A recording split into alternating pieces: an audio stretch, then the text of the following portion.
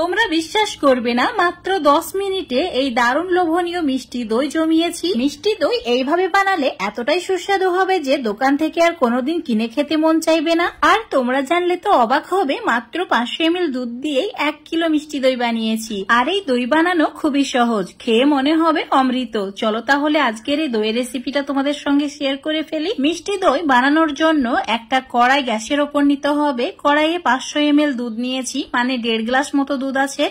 এই দুধটা প্রথমে ভালো করে জাল করে নিতে হবে। এবার চুলোর ফ্লেম একদম কমিয়ে দিয়ে 1 কাপ গুঁড়ো দুধ অ্যাড করতে হবে। দই বানানোর সময় অবশ্যই গুঁড়ো দুধ অ্যাড করার চেষ্টা করবে। গুঁড়ো দুধ দেওয়ার কারণে এই দই খেতে খুবই সুস্বাদু হবে আর খুব সহজে এই মিশ্রণটা ঘন হয়ে যায়। এবার 3টি এলাচ দুধের মধ্যে অ্যাড করে দিয়েছি একটু ফাটিয়ে নিয়ে। যদি মিষ্টি দইয়ের মধ্যে এলাচের ফ্লেভারটা পছন্দ না করো, না দিলেও হবে, আমার খুবই ভালো লাগে তাই অ্যাড করেছি। 2 মিনিট জাল করে নিয়েছি। এবার চুলো থেকে নামিয়ে রেখে দিচ্ছি।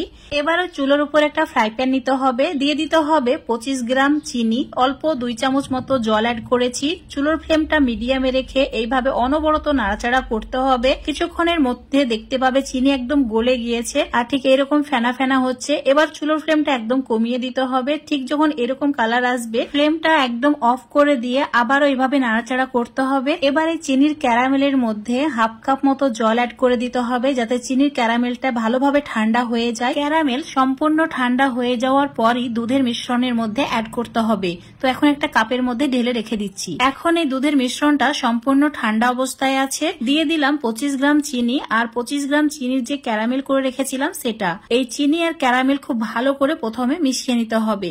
এই সময় চুলোটা একদম অফ করা আছে।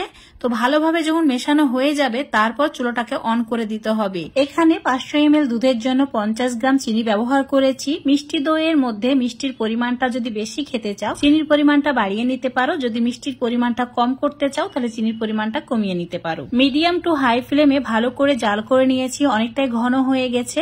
এবার এই মিশ্রণটা সম্পূর্ণ ঠান্ডা করে নিতে হবে। এবার দই জমানোর জন্য লাগবে দই বীজ। এখানে আগে থেকে মিষ্টি দই ঘরে বানিয়ে রেখেছিলাম, সেটাই আমি 2 চামচ নিয়েছি। তোমরা দই জমানোর জন্য দোকান থেকে অল্প পরিমাণে দই কিনে নিয়ে আসবে, সেটা দিয়েই অনেকটাই দই জমিয়ে নিতে পারবে। টক মিষ্টি যে কোনো দই হলেই হবে। যে মিশ্রণটা রেডি করে রেখেছিলাম সেটা ঠান্ডা হয়ে গেছে আর এইভাবে সর জমে গেছে। এবার এই দই বীজটা অ্যাড করে দিতে হবে। একটা কথা অবশ্যই মনে রাখবে, মিশ্রণটা সম্পূর্ণ ঠান্ডা করে নেওয়ার পরই এই দই বীজটা অ্যাড করবে, তারপর ভালো করে মিশিয়ে নেবে। মেশানো হয়ে গেলে তোমাদের দেখাচ্ছি, দেখো ঠিক এইরকম ঘন মিশ্রণ রেডি হয়ে যাবে। এবার এটা জমানোর জন্য একটা মাটির সরা নিয়েছি। তোমরা যে কোনো পাত্র নিতে পারো দই জমানোর জন্য। এবার এই সরার মধ্যে দইয়ের মিশ্রণটা অ্যাড করে দিতে হবে। 1.5 কাপ দইয়ের মিশ্রণ অ্যাড করে দিয়েছি, একদম সম্পূর্ণ ভর্তি হয়ে গেছে। একটা ফয়েল পেপার দিয়ে এইভাবে মুড়িয়ে দিতে হবে, যাতে করে খুব সহজে এটা জমে যায়।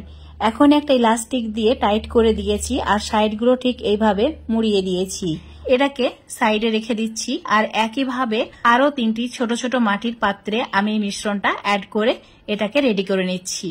তো ঠিক একইভাবে ফয়েল পেপার দিয়ে মুড়িয়ে নিতে হবে। হাতে সময় কম থাকলে মাত্র 10 মিনিটে এই দইটা এবার রেডি করে নিতে পারবে। চুলোর উপর একটা কড়াই নিয়েছি, 1 গ্লাস জল দিয়ে একটা স্ট্যান্ড রেখে দিয়েছি। তারপর দইয়ের সরাটাকে রেখে দিয়ে ঢাকা দিয়ে দিতে হবে। চুলোর ফ্লেম হাই করে দিয়ে 10 মিনিট কুক করে নিতে হবে। 10 মিনিট হয়ে গেলে চুলো অফ করে দিয়ে সম্পূর্ণ ঠান্ডা করে নিতে হবে। তোমরা চাইলে ফ্রিজে 1 ঘন্টা রেখে দিতেও পারো, এতে দারুণ চিল্ড হয়ে যাবে একদম। তো এখন তোমাদের আমি কিছুক্ষণ পর দেখাচ্ছি। দেখতে পাচ্ছ সম্পূর্ণ ঠান্ডা হয়ে গেছে আর দারুণ ভাবে এটা জমে গেছে। কতটা সুন্দর হয়েছে দইটা, দেখেই লোভ সামলাতে পারবে না, এতটাই সুন্দর হয়েছে। আর এটা খেতে সত্যি বন্ধুরা অসাধারণ ছিল। তো অবশ্যই বাড়িতে একবার হলেও এভাবে মিষ্টি দই বানিয়ে খেয়ে দেখবে। আর একইভাবে যে ছোট ছোট ভাঁড়গুলোর মধ্যে দই বসিয়েছিলাম, তো সেগুলোকে স্টিম করে নিয়েছি, একদম পারফেক্ট হয়েছে। তোমরা যদি স্টিম করতে না চাও, তাহলে কোনো গরম জায়গায় 5-6 ঘন্টা রেখে দেবে, তাহলে খুব ভালোভাবে এটা জমে যাবে। তো দেখতেই পাচ্ছ কতটা লোভনীয় হয়েছে। অবশ্যই বাড়িতে একবার ট্রাই করে দেখবে। আর এতটাই মজার হয়েছে যে মুখে দিলে একদম গলে যায়। বাড়িতে ছোটখাটো অনুষ্ঠান হলে নিজেই যদি এইভাবে মিষ্টি দই বানিয়ে সবাইকে পরিবেশন করো, যে খাবে সেই প্রশংসা করবে। তো আজকের এই মিষ্টি দই রেসিপি যদি তোমাদের ভালো লেগে থাকে, অবশ্যই লাইক, শেয়ার, কমেন্ট করে দেবে। ফেসবুক পেজ থেকে দেখলে পেজটাকে ফলো করে নেবে, ইউটিউব থেকে দেখলে চ্যানেলটাকে সাবস্ক্রাইব করে রাখবে আরো এরকম রেসিপিগুলো পাওয়ার জন্য। তো বন্ধুরা অবশ্যই একবার ট্রাই করে দেখবে।